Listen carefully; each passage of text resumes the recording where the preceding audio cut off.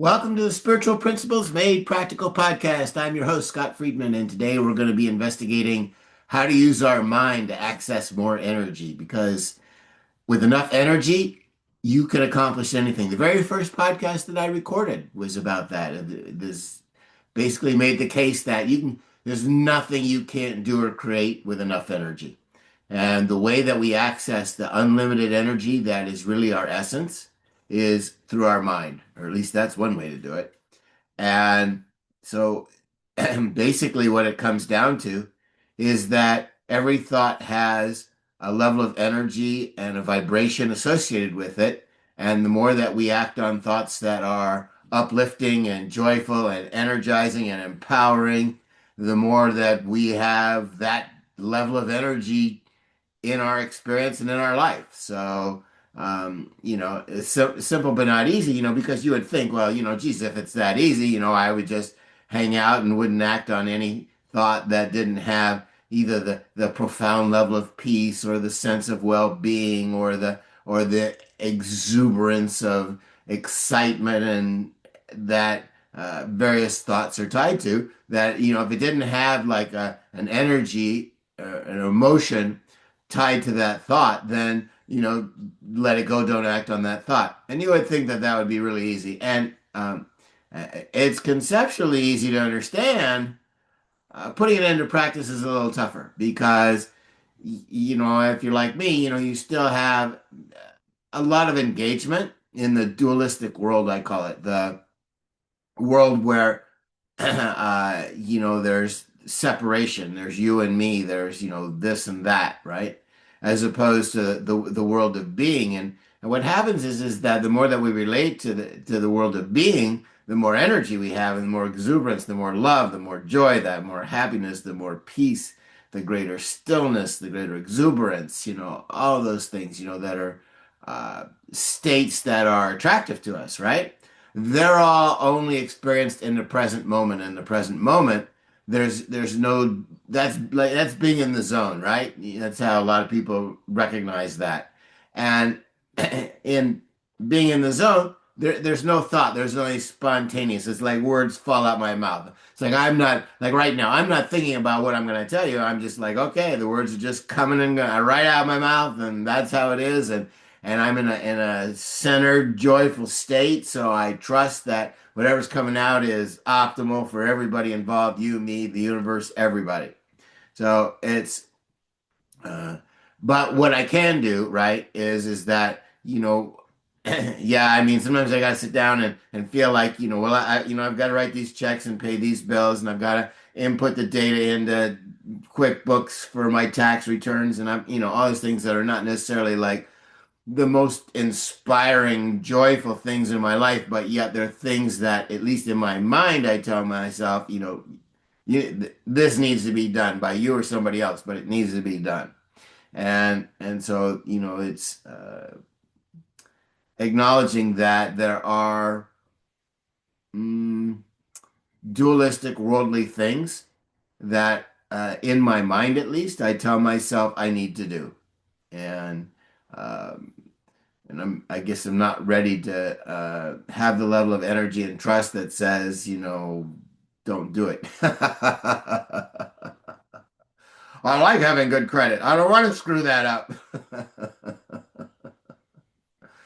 But also, I mean, there's, if I look at comparing, doing the, day-to-day stuff, in terms of if I didn't do it, how much stress and pressure would I have? Well, it would be a great deal of stress and pressure.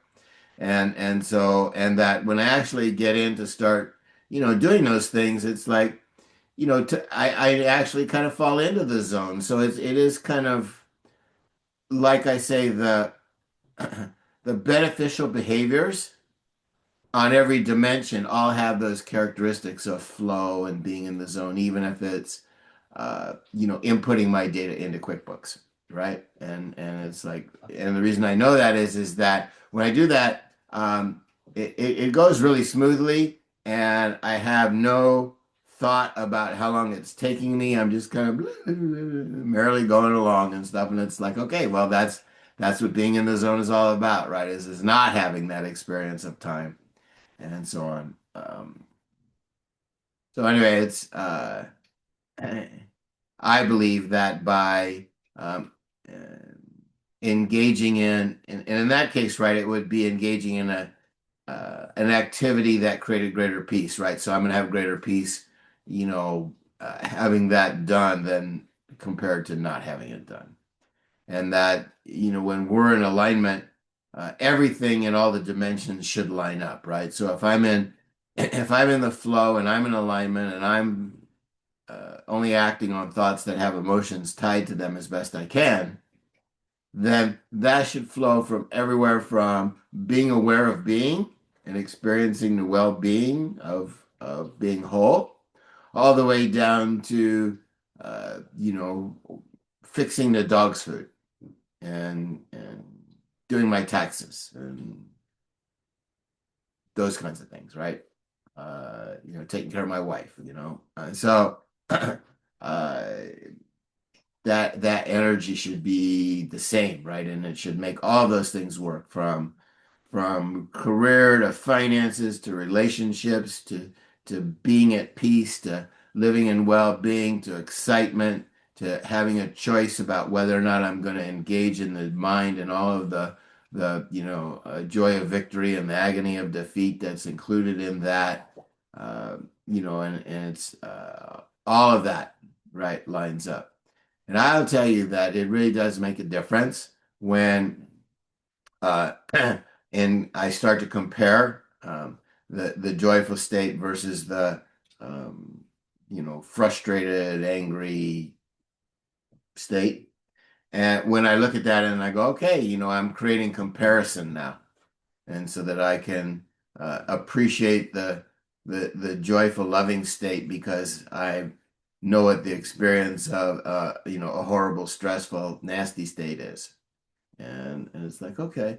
And as soon as I recognize that that's what I'm doing, then it becomes a choice. And it's like, do I want to do this or do I want to just leave the mind behind and go up and just engage in being and have that sense of tremendous well-being, the words that oftentimes come with that for me are everything's okay, always has been, always will be, and never could be otherwise. Everything is fine. There's, well-being always exists. And and that's kind of how the words that come to me oftentimes when I'm in that state of being. And that when I recognize that I'm creating the dualistic world, as soon as I recognize that, the next thought that pops into my mind is that I can choose to be here or not as I wish. I can choose to relate to being being one with all that exists beyond where the mind is just a tiny part of the being that I am. And because the being that I am encompasses everything, that I can go back to that awareness and be at peace and stuff. But what happens is when I do that, then after a little while, or at some point, what happens is that I go, well, okay, I'm ready to get back into the dualistic world, but with a greater appreciation of the fact that I'm creating those contrasts so that I can experience and be more aware of the joy, right? Because in living in the aspect of being all that there is, that there's no comparison, right? So if there's no comparison, I can be experiencing all the joy in the world, but it's like I wouldn't even notice it because it's just there all the time, right? There's nothing to compare it to. And so it's like, okay, yeah, no, I go back and forth, but it's nice to be able to feel in control of when I go back and when I go forth. And it seems as though that after I've spent some time in being, that the energy that I have is greater, and solutions I see are easier to identify and implement. And so I uh, think of that as my source, and that I'm going back to the source and hanging out in the source in terms of my consciousness. It's always there, but being conscious of being there is different than it being there and not being conscious of it being there. So I'll go back and be conscious of it being there. And then when I come back into the dualistic world, it's like I bring some of that energy and some of that charge with me. And that's really an understanding. It's really great, I mean, it really is because it gives us, an alignment and a perspective to be able to access more energy.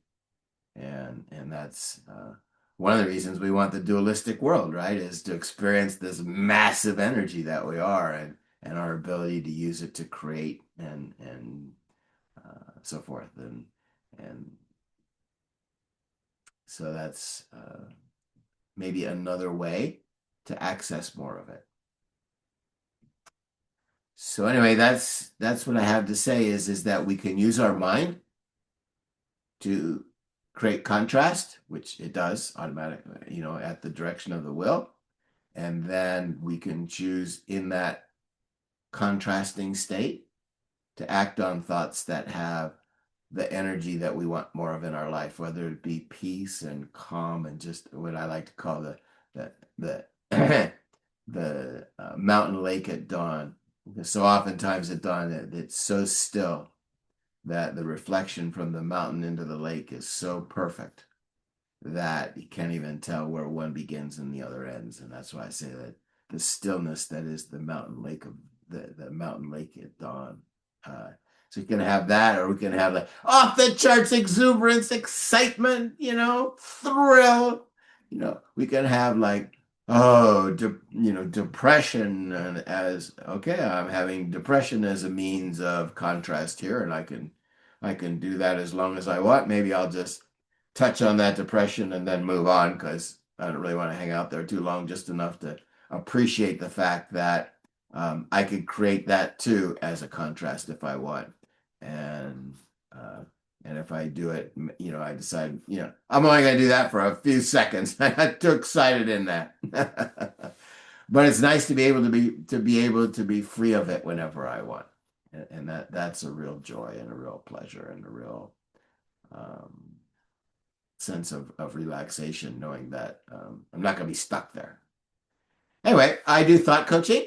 And if that's of interest to you, you can contact me at scottfriedman40@gmail.com for a free introductory coaching session where we can identify all those things you're doing right and help you, support you in doing more of it so that you have more joy, more enlightenment, more wisdom, more of all that you want in your life. We could do that. So contact me at scottfriedman40@gmail.com for a free introductory coaching session, and you'll be amazed. You'll leave with a lot more energy. And my books, they're available on Amazon. You can find links to them on my website, www.thoughtcoachingbyscott.com. All right, be well.